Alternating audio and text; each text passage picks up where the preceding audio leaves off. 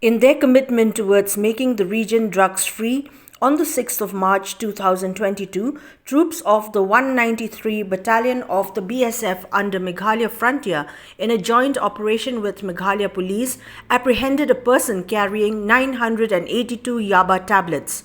The consignment was confiscated on the same day when the apprehended, along with his accomplice, had reached the area bordering southwest Khasi Hills with a purpose to smuggle the tablets to Bangladesh.